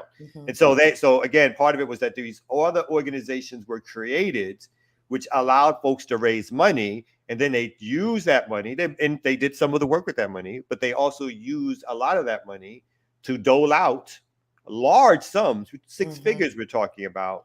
And that's what I was going to ask you, because you mentioned the one sister, and again, this is not singling her out at all, but just because you referenced her, but you said that she got a $200,000 consulting fee. And that kind of, I want to ask you this, Kamal. I mean, we believe that, well, let me not say for we, I believe that 90 million was probably not managed and not redistributed in ways that I think a lot of us would have hoped that $90 billion would be redistributed and set up apparatuses, et cetera. But it raises another question about activist work. And activists will sometimes say that, hey, you know, just we're working for the people here, but that don't mean that we have to starve. And I wanted to get your take on that, because activism work and organizing work is generally low paid, if unpaid, right? Yeah. It's hard. It's hard work. I don't think anybody would disagree with that. But when it comes to compensation, I'd be curious as to your thoughts about that, because and also how organizations respond when they are flooded with cash that perhaps they were not expecting. I remember reading, this was last year, no, maybe it was even 2020. There was I can't remember if it's the Minneapolis Bail Fund. I'm getting the name wrong, but it was a group based out of Minneapolis that was doing bail work, right? And they all of a sudden got all this money, and they were overwhelmed by it because they had been a small organization. They were not a six-figure operational type of group. So what's it like? And again, I'm not trying to get too much off track here, but I want to get your thoughts about that. Like, what's it like for organizations to deal with a lot of money that perhaps they were not expecting? And what do you think that activists should be paid? Yeah, I think it's a totally legitimate question. And in fact, the problem is that we don't have the discussions. We don't talk about these things, right? So, and I'm going to use myself as an example. So, like, you know, like I got politicized because of circumstances and reading. And then I wanted to do stuff in my community, right? Most of my life, I've never gotten paid for organizing work. Most of my life, organizing work was coming out your pocket. You know, in fact, you're coming out your own pocket for resources. You're raising money amongst friends, family, or whatever. You're not getting, you know, when I started, these grants, particularly for organizations that consider themselves radical, were just not available, right? In fact, they looked at, you know, I belong to organizations with an organization called Malcolm X Grassroots Movement. They looked at our name and it's like, already, you're not getting no money from us, right? You're not getting no dough with that name, right? So, you know, most of that is like that was the love of the work, the love of, you believed in radical revolutionary change. You believed in it and you did it. And again, the nonprofit industrial complex was already there, but some of us didn't experience it right away in terms of jumping into organizing. But there did become a time period where our organization and other organizations could get a little bit more money, because folks who came before us got into some positions of power, where there were more discussions about resource distribution. There were more discussions about making sure you get money to people and all that kind of stuff, right? So there did become times where people would get money, and then people, you know, again, are doing hard work. And so I do believe that there is space to compensate people if you want to get this work done in a way that you can actually impact large systems. People romanticize revolutionary struggle. Most of the revolutionary movements that we know of, that we romanticize or talk about, they got funding. They didn't get funding from nonprofit. They got funding from other states. They got funding because they actually taxed landlords. They got funding because sometimes they actually taxed the people, right? And said, instead of your money going here, it's going to go here. So there's always ways in which revolutionary movements have been funded, right? So we shouldn't just act like people are doing this, have done this strictly because of their revolutionary fervor, and that there was never some compensation. Particularly if, again, you don't build armies where you need food, weapons, uniforms, tents, other things. You don't do that because you put your money in the pot, in the hat, in the middle, and that's how you get it, right? People do expropriations. They rob banks. They do things, right? Legal and illegal, in order to further their revolutionary struggle and movement. But anyway, so in the United States, of course, because the capitalist system is so strong, most of that stuff will lead to what happened to our folks in the 60s and 70s, which is that it led to prison, right? So when people tried to fund movements outside of the system through expropriations, it led to prison, right? And so again, no fault of our own, most of us are not ready to handle that. So how do we get money, right? We do the fundraisers, we got dues, we got the rest of it. But also now there's these entities that are saying, we're going to give you $25,000. We'll give you $30,000 to do that work. We'll give you $50,000 to do that work, right? And you try to align the money that you're getting with the work that you are doing. But we all know that this system is built, as we've spoken about, is, particularly during the civil rights movement. What was destroyed? The radical militant left movements. What was left in place were the nonviolent integrationist policy electoral movements, right? And if we look back at 1963, the civil rights, the famous March on Washington, one of the things that came out of it was the understanding that SNCC was forced to change its speech in order to appease Kennedy. And in exchange for appeasing, I think it was the Ford Foundation, might have been Rockefeller, but all the big six organizations were hit off, if I'm correct, either $50,000 or $100,000 each, right? So that, the grand bargain was in place. But slowly but surely, these organizations current day are getting resources. And so, yes, I think people should get paid reasonable amounts of money, salaries, individually.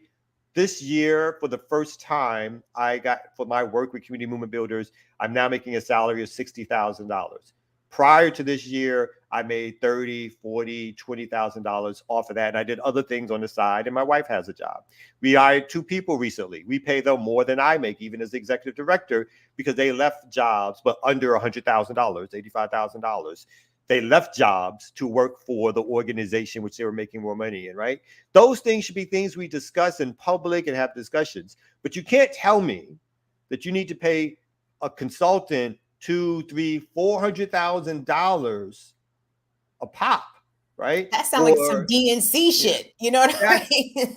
It just sounds like I know some other folks who and lastly, I'll say the opening up of movement resources, people have now used movement language in order to get resources, right? They've used movement language in order to get use, where you can say things like Black liberation, you can say Black self-determination, you can say I'm going to be more radical than not.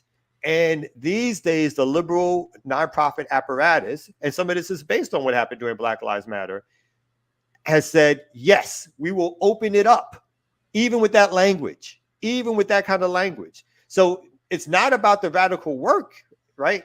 But you can use radical language and still get money these days. But still, you're forced into one of the things they force you into, they herd you into that electoral work and that policy work. You get herded like sheep. And whether you see it happening, whether you understand it's happening, whether or not you didn't think that that's what you were doing, that's part of what's happening in terms of movement politics. And the people who are doing it, and again, all these people, again, you know these people because you've worked with them over the years and I'm old. Van Jones set some precedents in a modern age for basically selling out activism, right? And then he's used that to walk other organizers through the door when they got their chance at big money to tell them, then this is how you do it. here, let me introduce you to these Democrats who are your friends and allies, because this is how you do it. Let me introduce you to the rich white man and or white woman who's going to give you some money, and this is how you talk to them, and this is how you do it, and this is how you do it. Let me get you on these TV stations so that you can get your message out, and to get you on some of these newspaper articles written about you, get you on some magazine covers, because this is how you do it. This is how you do it, right? And that's the thing that continually leads people to think, oh, these other people behind us, who we used to know, the haters. They don't understand what we doing. We making big moves with big people, right? They don't get it, right? Only we get it now, because now we're in a position to get this money. And again, I think it's insidious. I think some people know better. I think some people get caught up. I think some people just think they're accurate and they're correct on their politics or what they're doing. But from my vantage point, and I think from the vantage point of a lot of people who are on the ground trying to do work, it doesn't seem like whatever you think you're trying to accomplish, you have not accomplished. And so therefore, we need to all sit down and evaluate and have an autopsy and figure out, when resources come, what happens to them? How is it? How do you know? If you're, again, I'll shut up after this. If you're claiming you're doing things for Black folks and it's through organization, then you need to be public as possible with what you're doing and how you're doing it. And if you claim that you're not, then shut the fuck up and don't use the language of Black liberation. Don't use the language of Black self-determination. Don't use the language of like radical discourse or fighting capitalism, because then that's not what you're doing. You may be doing reform work, and just admit that you're doing reform work, but don't use the language that's really about a struggle for our people to break away from a system of oppression and not to be a part of it. What could community movement builders do with $90 million, Kamau? Man, we never had it. Well, I mean, but if we did have it, we would buy apartments, houses, storefronts. We would build a model where a lot of our folks could live. There's models of organizing, which even come from our history. We look at the history of SNCC. There's models of organizing of SNCC moving down to Mississippi, doing Freedom Summer, and some people staying right in Mississippi and living amongst the people and organizing with them people and doing the freedom schools, in which they actually taught lessons on communism, which they talked about organizing the masses of people, both in electoral strategy and an outside strategy, right? So though there are lessons around the world, which I won't mention here because I'm trying to make sure we stay on YouTube, of folks who are doing organizing work, which is ingrained with the very people that they're supposed to be working with. There's ways that it's a slower build, it's a base building build.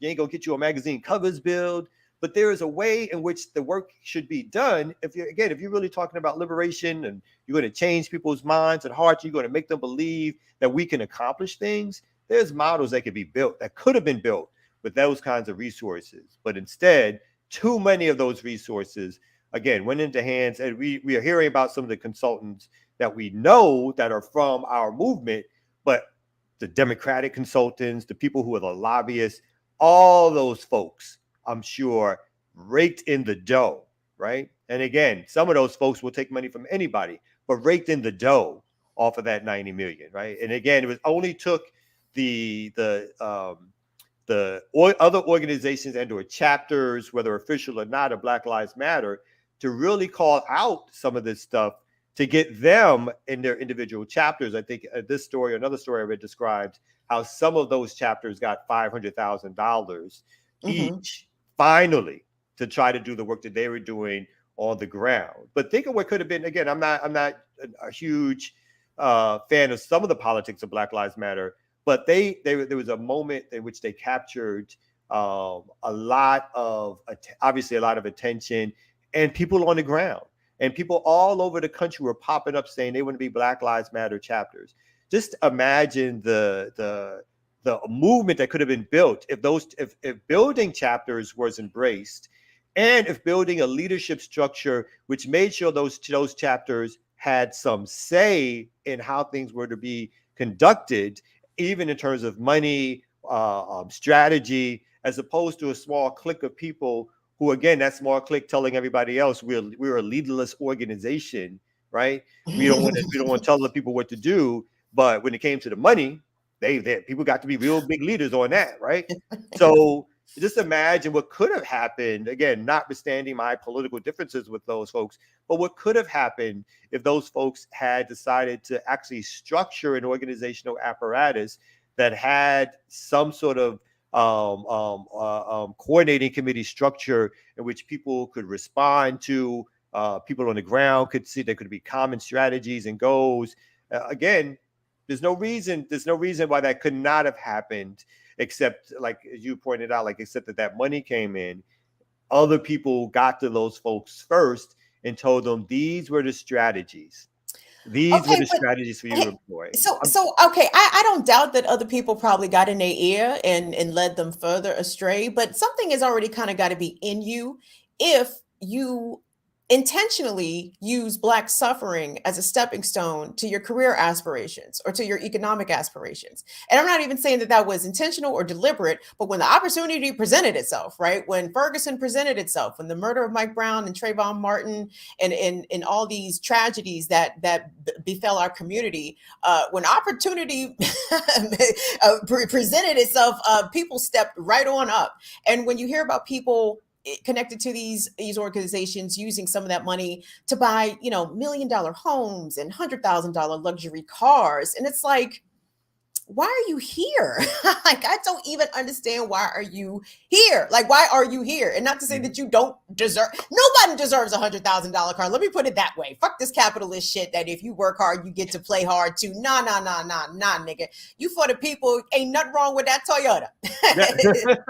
That Toyota will suit you just fine. You do not need that Tesla. But it just kills me, like, how easily people can be revealed. Their true intentions or their true characters can be revealed as soon as that check clears, baby. That's why I respect Jared. Jared already tells us he's selling out for 4% cost of living increase. He don't give a fuck. I respect that about him for disclosing that to us. So I think people have,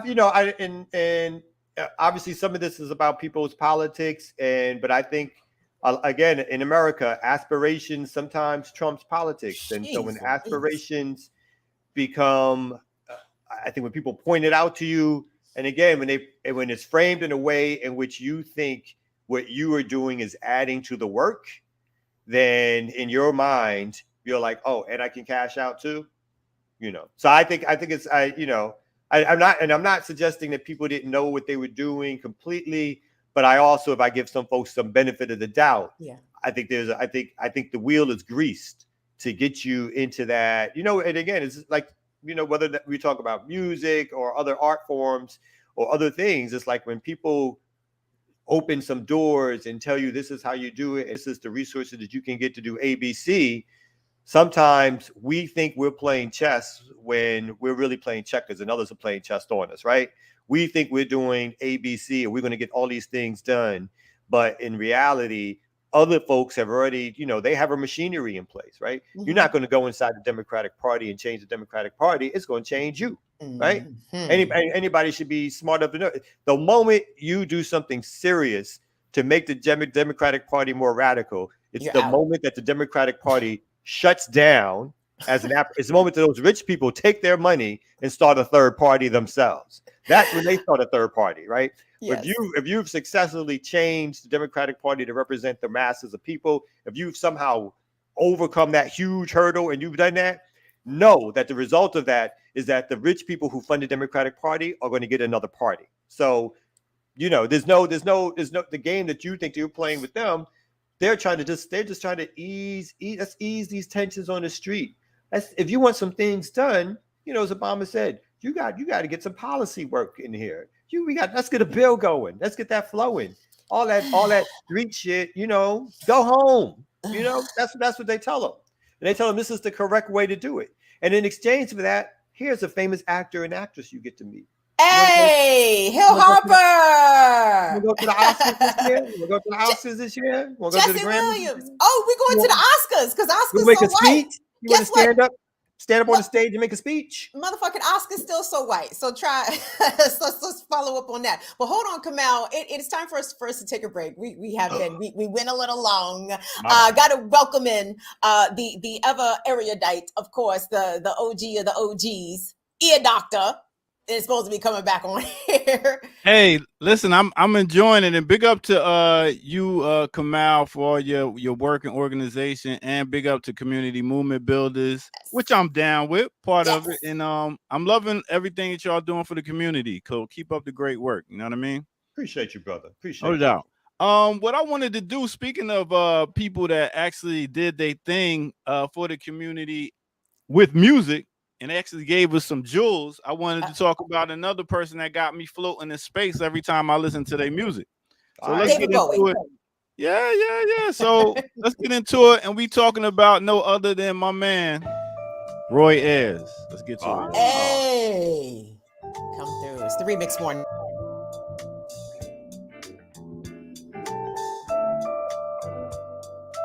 Yeah. What's good, everybody? Welcome out once again to the Remix Morning Show. We got about 12, 13 minutes left before we get up out of here, but I wanted to give y'all some sunshine. You know what I mean? Some real sunshine by no other than the brother that will let you know everybody loves the sunshine. That's right, Roy Ayers. Roy Ayers. Also, you know, he was born September 10th, 1940. He's a funk, soul, jazz composer that plays the vibraphone. That's what you call it. Yeah, man, he gets busy. I actually had the chance of sharing the stage with him when I was rocking with Masiki Scales and the Common Ground collective. Very dope brother.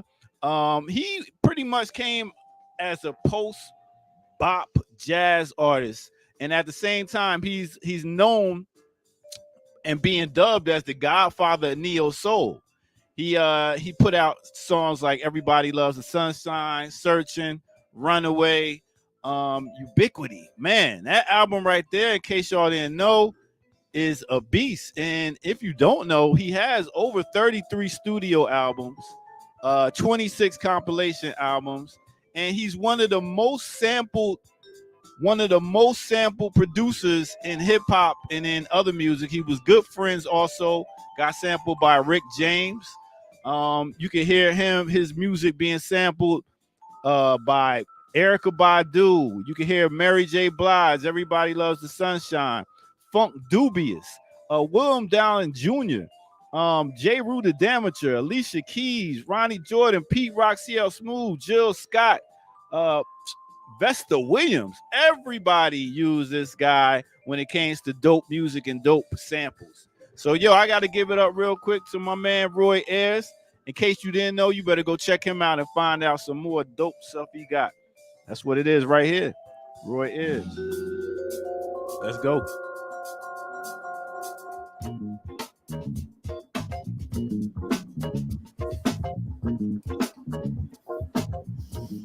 Yeah. So bad, because when I hear that, I think of X-Clan as opposed to Roy Ayers. You know what I mean? That's how bad. I mean, everybody sampled this guy, man. Besides, I would have to say James Brown and Bob James, one of the most sampled producers right there. He's a dope dude. And still doing it. Every time I hear Searching, I hear Be a Father to Your Child. That OG and the Bulldogs.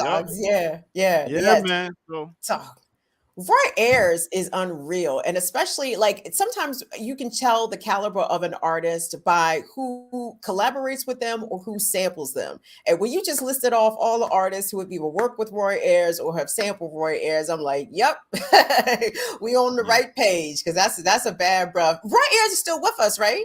Yeah, he's still with us. Good.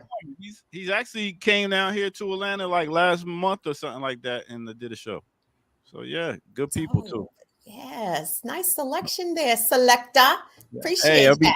I'll be trying. But yeah, that's what it is. Every now and then. Well, no, don't. I mean, we only got like 10 minutes left. You trying to leave us? So, you might as well just stick around, right? Might as well. You know what I mean? No, I'm saying. You know, you're on the move. What's wrong, Kamal? You tired of talking to me? Oh, never that. I thought we was gonna start doing that. You got another story you want to do? I don't actually. Those are my stories. Hey, how about, does anybody in the comment section got any questions or something that we can answer a question or something? How about that? That'd be nice. Sure. So yeah, Ubiquity, that album right there has so many classic songs on there. So yeah, please check that out. I definitely learned about him from different samples and stuff. And I got to, like I said, I got to meet him before, performing with Masiki Scales and Common Ground Collective. So no, I think Roy Ayers music is the definition of vibes, right? The kids talk about vibes. No, nigga, Roy Ayers. Roy Ayers, yeah. His vibes is big vibes. Is big okay. vibes. Check this out. Spider-Man 7285 asks, is there a Cop City update? Hey. Well, quickly, there's going to be another rally coming up that we're sponsoring in another week against Cop City. Quick update is that obviously the city council passed last year. The current new mayor was one of the people who voted for it, and he's still sticking by it. He signed the lease. So the only thing that's going to stop, but folks they already have bulldozers in the forest. They're deforesting a certain area. No. There've been other organizers and activists who have actually camped out in the forest. We've done marches and demonstrations.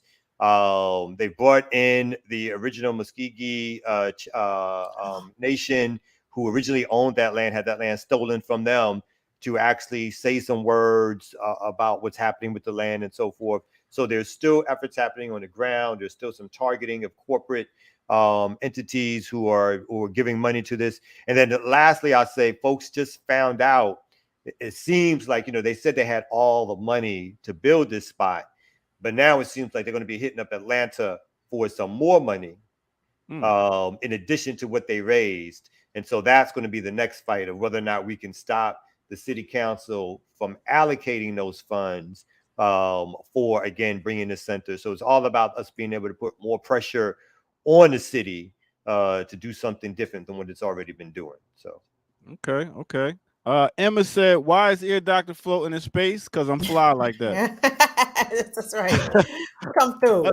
Other than that, Ambassador General says, weather in ATL, it is 65 degrees today. It's going to be a little bit of rain, but that is the temperature and the weather today. Nobody asked y'all. Nobody asked y'all in mild temperatures. Nobody asked y'all. Ask the people from Texas to check in and tell us what the weather's like in Texas right now. You said it's snowing in Texas? Is that true? No. Listen, Texas, shout out to my Texans, man. Listen, wintertime is becoming a time of survival for Texans, no cap, because the infrastructure is not meant to handle these sub-freezing temperatures. And because the electric grid in Texas, I believe, is privatized. Correct me if I'm wrong on that. Oh man, the bills, the heating bills, electric bills that people got last winter, they're expecting this shit to be, 200 people died last winter. They don't even talk about this shit. 200 people died in the ice storm last year because the grid collapsed. People didn't have power. Oh man. So anyway, people were as icy. What's up, Chicago? I know y'all woke up to a ton of snow today. 10 What's degrees? Up? Yeah, 10 buddy. degrees, 12 inches of snow in Chicago? Dog. Oh, somebody said 22 degrees in Dallas. I didn't even realize that. Yeah. My wife's family's in Dallas. Wow. Dog, I would not be there. I hope they got a fireplace because it's warmer in Atlanta than Dallas. Usually it's like 5 or 7 degrees higher. Don't come to Atlanta. We full. We good. We got enough of you. That's hilarious, though. It's so crazy the way that Atlanta has grown over the past 20-some years. I remember coming to Freaknik. I think I was down there, Freaknik 98, and I thought Atlanta was a little overwhelming then. But no, Atlanta is on some new shit. I'm starting to get nigrophobia. I'm about to move out to the suburbs. It's all the New Yorkers are here. But we had, we help out. We had some flavor. Yeah, y'all do. I guess. Whatevs. Y'all sit around and diss Southern rappers, but whatevs. well, that's true. That's true. Come on, the best Southern rapper has to be out of T.I. and Andre 3000. Well, first of all, Outkast is a duo, so let's put some respect on Big Boy's name here real quick. Yeah. Everybody seems to think that Big Boy is the inferior MC, and if you listen to Big Boy rap, that is not the case. I'm not saying inferior. I'm just saying I can understand more what Andre 3000 be saying. Wait, is he more the Fife dog? Is he Fife dog compared to Q-Tip? Yeah, he is like. We're not gonna sleep on Fife either now, are we? Don't do that, Kim. Fife dog was hot. Yeah. Yeah. I'm aghast. Hold on. First of all, Fife was right there with Q-Tip, in my opinion. And I think Fife has the Andre more and Big memorable. Boy, they right there. Fife has the more memorable lines. When you think That's when correct. I think He of does. when I think of all the good lines, you know, I'm something, you know, Fife. I think of Fife's lines, and I think of, you know, I'm not saying the same thing, but I'm saying. Yeah, but yeah, as you look at it, it is like those are like the two. If it was to be a versus, that would have been a perfect versus. Tribe Called Quest and Outkast. Yeah. So I mean, yeah, I can see that. All right, I'm gonna try to share something real quick because I promised this earlier.